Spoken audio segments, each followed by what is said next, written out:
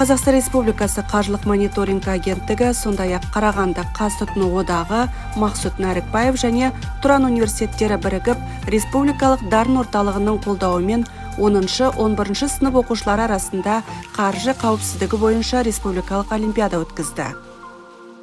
Цель данной олимпиады является формирование нового поколения молодежи, которые владеют навыками финансовой, экономической и информационной безопасности. То есть ввиду вовлечения всех слоев населения в сферы финансовых пирамид, нами проводится такая работа профилактического характера по разъяснению, по обучению молодежи, чтобы уже, скажем так, начиная со школьного возраста, чтобы школьники были обучены, знали преступные схемы, которые применяют мошенники.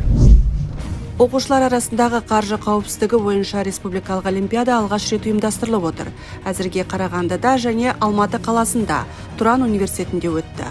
Ал келер жылы республиканың барлық қалаларында өткізу жоспарда бар. Действительно, эта олимпиада очень важное событие. Данное направление является очень перспективным не только в Республике Казахстан, но и в любой стране, вы понимаете, да? Финансовая безопасность – это очень и очень важно не только для государства в целом, но и для каждого из нас. Поэтому мы очень рады вас видеть.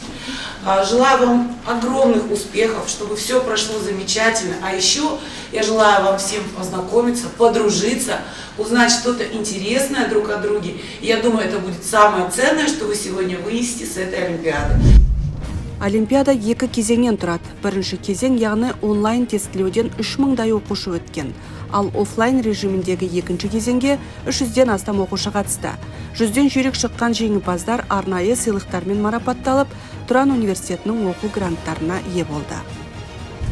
Нам в школу, как положено, пришла информация, что желающие могут участвовать в республиканской олимпиаде, организованной университетом Туран. И мы сразу же откликнулись. Я говорю же, потому что я давно этот университет знаю, и у меня только положительное впечатление, и мы сразу начали с учеником готовиться к этой олимпиаде. Чтобы готовиться, мы перерыли массу литературы, начиная, финансовая грамотность, мне кажется, еще более узкий вопрос. Мы многие попадаемся, где не надо попадаться. И тематика, особенно написано «финансовая безопасность», это очень важно, это очень актуально.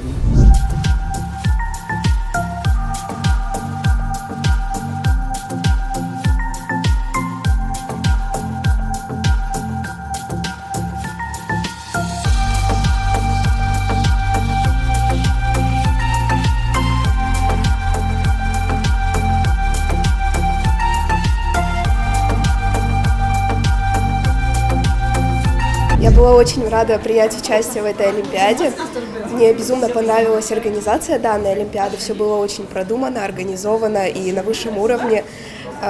Шла без каких-либо ожиданий, но вот заняла 3-е место и также получила призы приятные.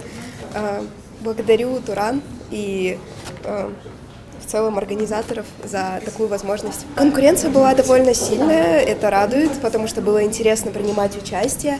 Темы на олимпиаде также были сложными местами, что также добавляло интерес участия. Я очень вообще рад, что попал на эту олимпиаду, потому что это интересный опыт. Я прошел еще во 2-й тур, приехал в Алмату, сдал олимпиаду, получил 2-е место, заслуженно.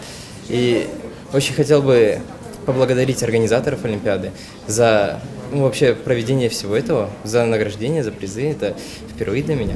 Я рада, что участвовала в этой олимпиаде. Это были незабываемые эмоции, это были очень сложные задания, хорошая конкуренция.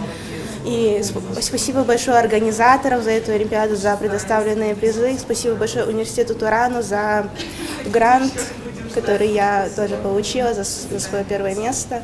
Это был замечательный опыт. Жастарға болашаққа көп пайда беретініне сенімдімін, және де тағы да болып отыруына тілектеспін. Осы олимпиада орын алмайын ба деп келіп едім. бірақ орын алып кеткенмен енді қатты қуаныштымын. Осы 11-ші сыныпта қосылған жаңа пән болды.